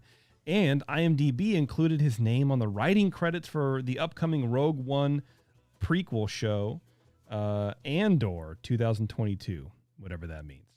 I don't know what's going on, but Lucas is writing again, and that's interesting stuff. He might also be bankrolling an upcoming Star Wars trilogy, effectively taking back much of the creative control he lost when sitting Lucasfilm president Kathleen Kennedy was put in charge of the Star Wars galaxy, which a lot of people don't like Kathleen Kennedy and don't like the direction she's taken Lucasfilm and these new movies that have come out. And I for one, agree. I didn't really like him either, but there you go. But I thought he sold it. How is he doing that? I think they're just hiring him. I don't know. He had his own trilogy that he wrote years ago. It's always been rumored, and they looked at it. Disney looked at it and tossed it. And I don't it's think just, he's Since coming it's back. still his property that was made beforehand or written beforehand, he has the I right to. guess. No, I don't know. I mean, it sounds, I have no idea, honestly. And these are all just rumors, but they're rumors enough for me to report on them, to read the blog, because they're sort of persistent rumors. And I think those are like the best ones, you know? But yeah, I don't know how it's going to go, man. I mean, Lucas doesn't have really great ideas either, but, I think the problem you get with, Bob Iger stepping in to sort of like, head man the last three movies that we got. You can't really have billionaires or millionaires dictating what is exciting to people. Like, Amazon just bought Warner Brothers, I think it is. And Bezos in his book, like, listed the 14 things that make any movie an instant hit. And it's like magic and, a villain who comes, and it's like all this like tropey nonsense. And he's like, this is what blockbusters are. And it's just not. And it's just like written by a 14-year-old. It's weird. And I feel like that's what Bob Iger sort of did with these last three Star Wars movies. They just sort of lack any sort of like empathy or feeling for the characters.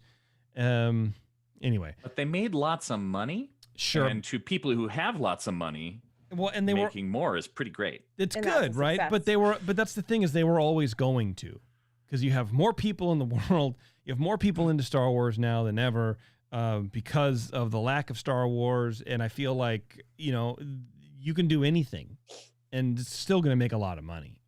People are still going to see it.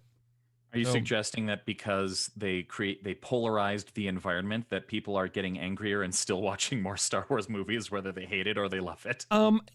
Some of that. I personally watched them because I'm hoping, this is where dreams and wishes come in, is my dreams and wishes were that these were going to be good movies.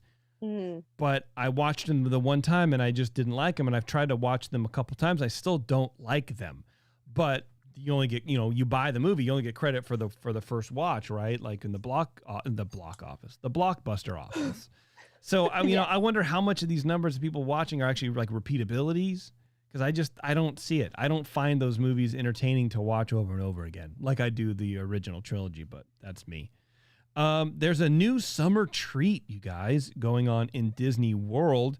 It is a watermelon Dole Whip flavor in Disney Springs, and it's served on a watermelon wedge. So you're walking around with a literal triangle of watermelon, and then they plop this tiny amount of Dole Whip on it, and then they top it with chocolate chips, because nothing tastes as good as cold chocolate chips. It's just weird. I don't know. But there you go. Supposed to look like the seeds? Is that what they're going for? I guess so. Which is funny, because the seeds of the watermelon aren't there. It's just the seeds on the Dole Whip. But it definitely looks like you're getting ripped off Dole Whip wise. Like, if you like Dole Whips, definitely get it in a cup. I'd rather just have sounds weird, yeah. a piece of watermelon. Me too.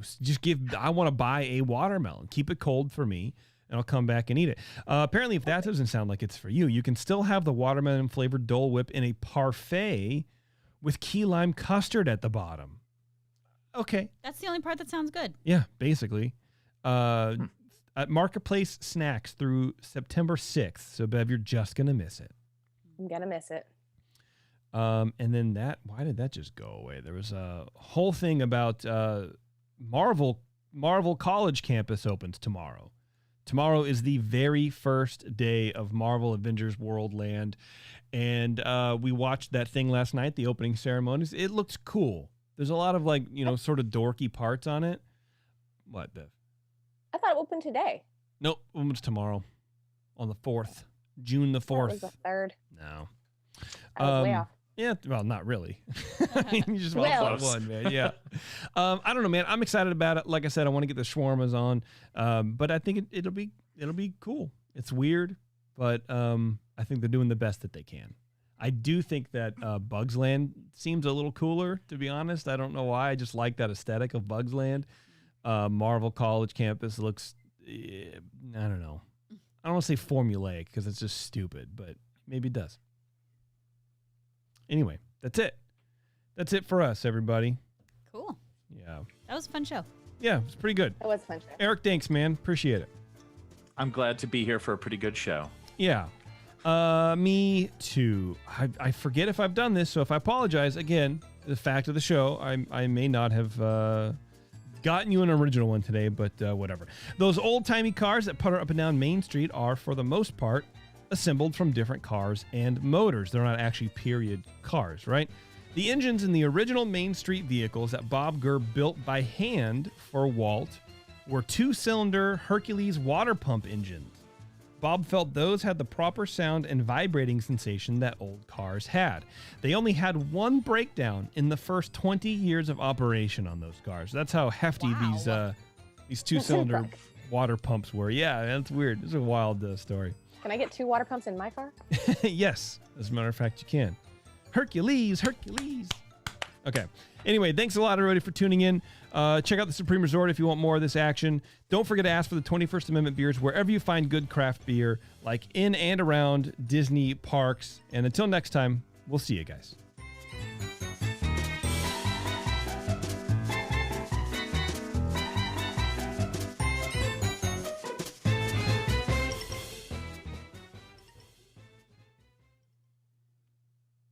All right. Okay. Bye, chat room. Bye, YouTube. Bye, guys. All right. Taryn, kill us. It's all you. Oh, it's me. That's right. Bye, guys. All right. Bye, chat room.